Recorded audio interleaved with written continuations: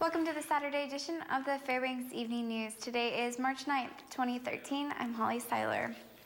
Leading our news tonight, a story we aired on Friday evening is causing a great deal of concern among the local military and civilian community. We here at the KTVF Saturday edition sought to set the record straight and talked earlier today to officials at Bassett Army Hospital who say no layoffs are planned in light of sequestration. As we reported, the healthcare team at Medical Department Activity Alaska is comprised nearly of 1,000 military and civilian medical personnel that provide care for about 25,000 people. If the issue of sequestration is not resolved by the federal government, it could mean that more than 400 civilian personnel employed at the Medic Alaska could be furloughed through the system, but not laid off as had been reported Friday. That includes people at Bassett and Soldier Medical Home, clinics at Forts Wainwright and Richardson. The plan, if they materialize at all, will not occur anytime before mid-April. Officials we spoke to today, however, say no layoffs are planned. Correct. In April, Medical Department Activity Alaska will align with the rest of the Department of Defense in furloughing our civilian employees, which is about 400 staff members for us at the end of April. Okay, so no layoffs or anything like that? There is absolutely no talk of layoffs. There's no plan of layoffs. We are just strictly sticking to the furlough plan at this point. In other news, a 22-year-old Fort Wainwright soldier was convicted of manslaughter and sentenced to a dishonorable discharge and 4 years of military prison for killing another soldier last summer in South Fairbanks. A court-martial was held recently for Joshua Jordan Corona for shooting 19-year-old Juwan Collins to death during the early morning hours of July 19th. The shooting occurred at Corona's 22nd Avenue apartment where the two men had been drinking together. Corona was charged in military court with murder as well as the lesser charges of manslaughter, negligent homicide, and obstructing justice. A military judge at Fort Wainwright found Corona guilty of manslaughter and dismissed the other charges. Corona will serve his time at the military prison in Fort Leavenworth, Kansas. The Fairbanks District Attorney initially filed charges, but the case was moved to a military court at the request of Collins's family. 3 years in jail for one of two Fairbanks area men accused of beating another man with a hammer in order to get him to pay a debt. 36-year-old Jesse Garcia was sentenced earlier this week as part of a plea agreement with state attorneys. An alleged accomplice, 29-year-old Joseph Keene, continues to await trial in the case. Keene is charged with felony assault in the second degree, first-degree robbery, and other alleged crimes stemming from the October 27th attack that occurred in North Pole.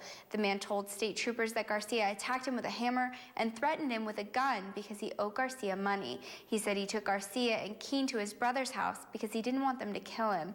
The victim's brother told troopers while Garcia performed the assault, Keene went into the house and took his TV, PlayStation 3, and iPhone 4, but it still was not enough to pay the debt, so he gave Keene and Garcia his bank card and password.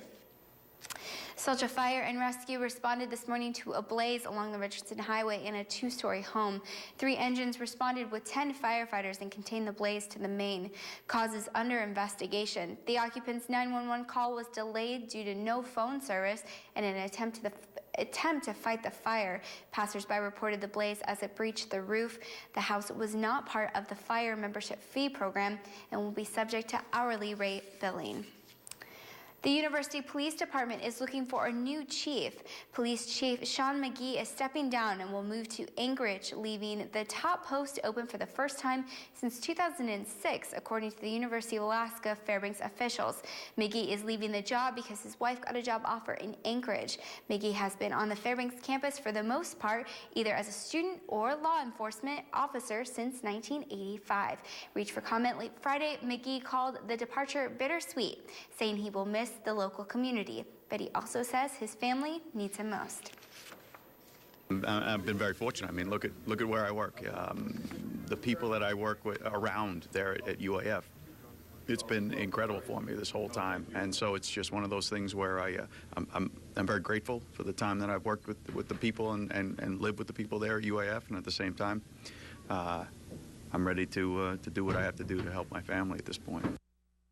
When we come back, Lieutenant Governor Mee Treadwell considers running against Senator Mark Begich, and Governor Sean Parnell appoints a new judge to the Fairbanks Superior Court.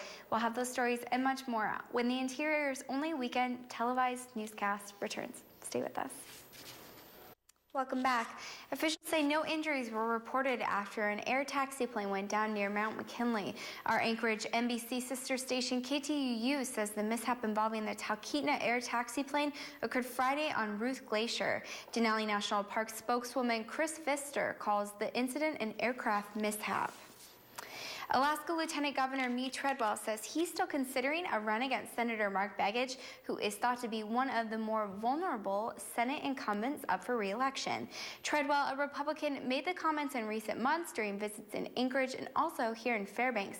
Treadwell says he's been seeking to shore up his conservative bona fides in recent months and may not be the only Republican looking at running. Begich won his first election over then-Senator Ted Stevens in 2008 by fewer than 4,000 votes and will likely face a tough race in the heavily Republican state, though he's worked hard to shore up support in the state. Reached for comment at last month's Lincoln Day dinner in Fairbanks, Treadwell said this about his intentions. You know, a couple things. First off, I really think government has to stand up for our liberties. And government was there to protect our liberties, not to take them away. And we just don't see that out of Washington too much. Second, our government's spending way too much money. I saw a bumper sticker the other day that said, please don't tell President Obama what number comes after $1 trillion. Because we're just spending way too much and not cutting back where we need to. And the third is the Alaska agenda. Alaska always has to fight the battle for access to our lands and to prove to the country we're worth it. And if I did run for the Senate, it'd be on those three issues. Earlier this week, Governor Sean Parnell announced the appointment of Judge Jane Kavar to the Fairbanks Superior Court. Kavar has served the district court in Fairbanks since 1981. In that role, she has also served temporarily as a Superior Court judge in Fairbanks, Kenai, and Bethel. She has served as a Fairbanks Juvenile Treatment Court judge and currently serves as a magistrate training judge. Prior to her appointment to the bench, Judge Kavar served as a prosecutor and defense attorney.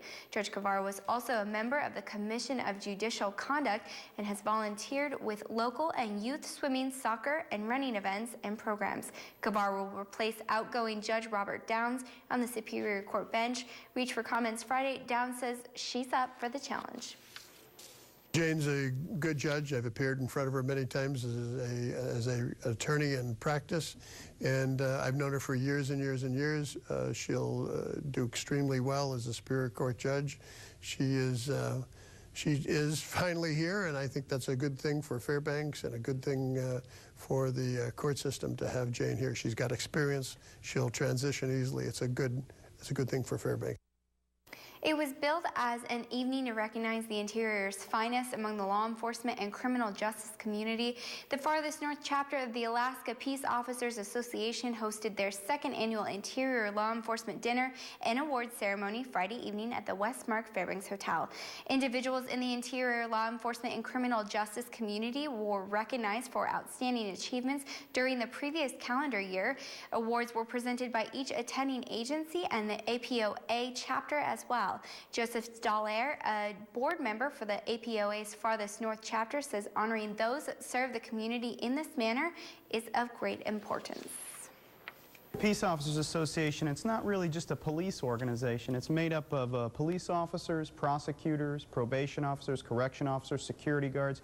So it's kind of one law enforcement family, if you will, and we all come together and kind of share a spirit of camaraderie in appreciating the honors that have been bestowed upon individual members throughout the year, the awards that people have been received, the achievements people have made, and we just kind of come together and celebrate that together.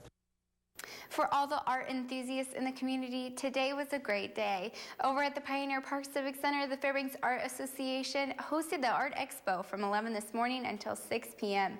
In addition to a myriad of events for parents and kids to participate in, the Bear Art Gallery, located on the 4th floor of the Civic Center, was showcasing art creations from paintings to crafts of students throughout the community. Well, today we are having the 2013 Art Expo event. It is an event that is free admission. We have suggested donations of $2. Also, we are having donations for the food bank. And once you get through the doors, you'll find a number of wonderful artists and artisans from the interior. There's something here for everybody. We have a lot of children's activities. There's live musical performance. We have a food concessionaire here. More tickets being punched for March Madness Alaska style. The Alaska Nanux Icemen hope to stay alive in the CCHA playoffs, and the Fairbanks Ice Dogs keep their winning ways. Daryl Lewis is back with your weekend sports report. Mr. Lewis will be back in just a moment. Stay tuned. And welcome back, Interior Alaska. Daryl Lewis in the sports seat for you on a Saturday evening. Hope everyone's all right. Now, we've got life on ice, college hoops, but first off, high school hoop. 4A boys and girls action, Mid-Alaska Conference, Region 6. Now, it's a party. Everyone's invited. Coach T Court this night as the Lathrop Malamutes and West Valley Wolfpack both play for the Mid-Alaska Conference high school basketball titles and a berth in the Class 4A state tournament later this month in Anchorage. Now, while we'll let you know who gets to go dancing and who stays home on Monday, last night, the North Pole Patriots looked to continue their quest for state. That didn't happen, but here's the highlights anyway. The Lathrop girls busted out to a 14-zip lead after one quarter, thanks in large part to 6'3" freshman Ruthie Hebert right there.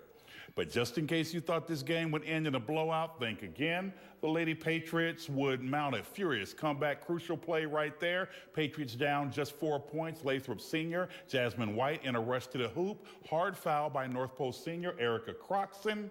Crowd doesn't like it, neither does Erica's teammates, and Erica as well, who also had something to say to the referee. That's a technical foul. Her teammates, knowing her importance of the loss, have a problem with her too. Croxon, fifth foul, heads to the bench, not happy about that either. Moments later, something you never want to see, an injury. Senior forward Josie Broderick, knee injury, done for the game, followed moments later by fellow senior Reagan Smothers, who collected her fifth foul late. And that would be all she wrote for the Lady Patriots as Lathrop gets the win, 43-33. Afterwards, Jasmine White, who played her first 2 years at North Pole, says moving on, very sweet indeed. It was a difficult game because they had beat us like a couple times in a whole season. So like we came out, we wanted to come out here and beat them, and we really wanted to go to win regionals. Okay. That's what we wanted to do. Got one more obstacle going on. Yeah, we still got to go through. We're not finished yet. And the West Valley boys held North Pole to 12 points in the first half and went on to claim a 68-43 victory. Daniel Hornbuckle led the Valley boys with 16 points and 5 steals. Lorenzo Graham and Jason Gordon added 13 apiece. Graham had 5 rebounds and 5 helpers as well. Raymond Tams led North Pole with 3 three-pointers and finished with a team-high 12 points. Anthony Gibson added 11. College boys, proving that all good things must come to an end. The Alaska Nanook men's basketball team their season ended last night at the hands of the Western Washington Vikings by a 61-43 score. Vikings still probably salty about the Nanooks handing them their only loss of the season last month. The Vikings turned in a stifling defensive effort and held the Nanooks to 16 points in the second half to improve to 27-1 on the season. The Nanooks ended their year with a 16-12 record, their first winning season in 6 years. Western held Alaska to just 31% shooting from the field, the Nanooks' second lowest shooting percentage of the season. Life on ice, and the Alaska Nanooks opened their postseason hockey run last night at the Carlson Center. The 6th-ranked Alaska Icemen hosting 11th-ranked Michigan State Spartans.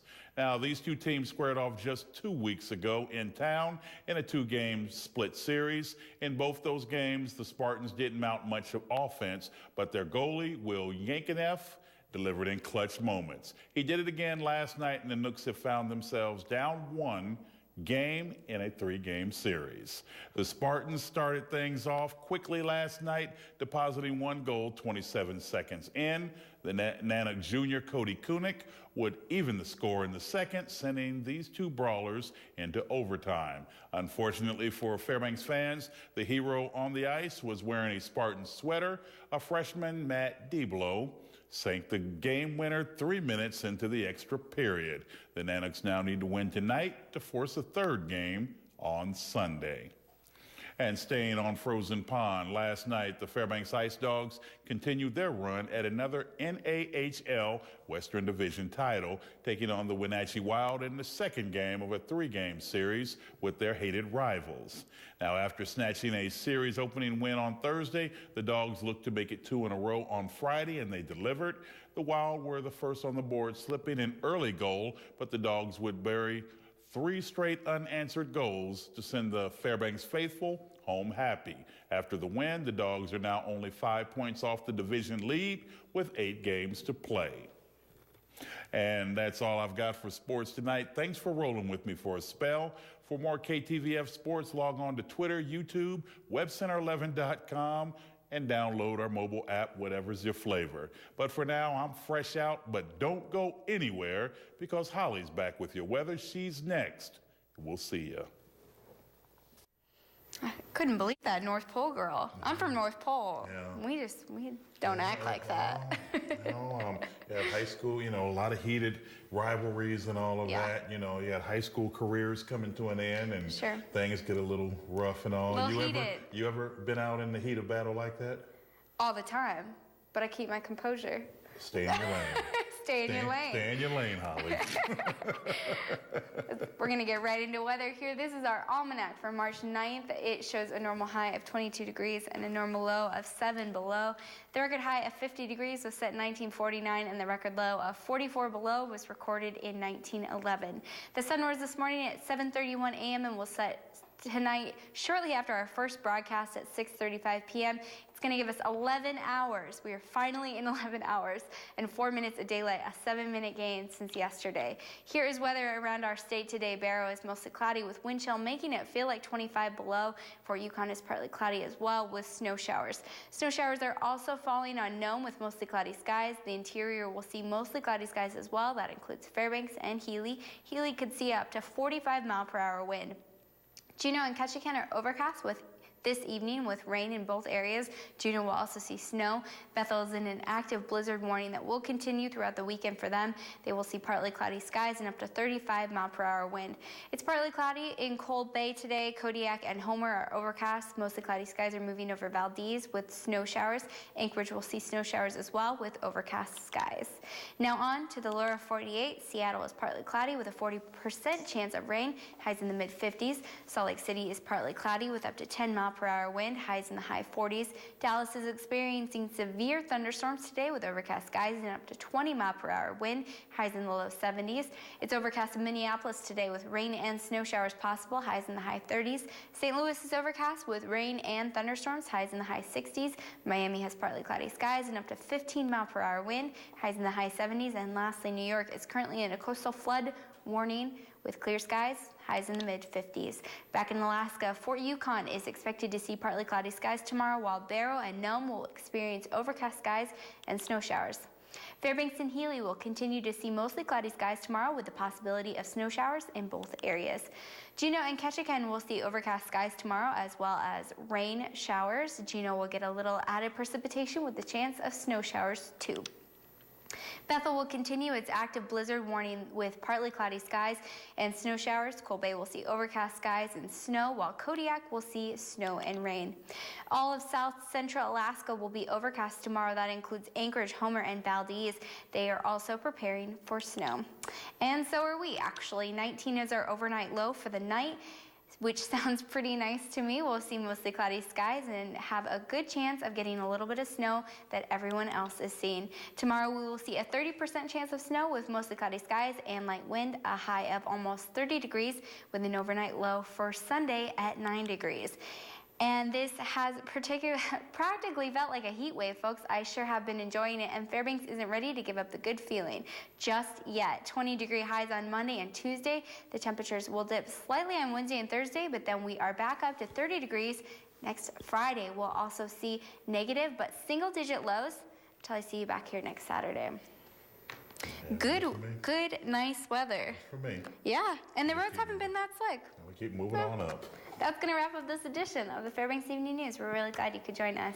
And also join us here 6 days a week at 6 and 11 or online anytime at webcenter11.com. And be sure to join us back here bright and early Monday morning for the Fairbanks Morning News and your morning updates. From all of us here at the News Center, have a great night.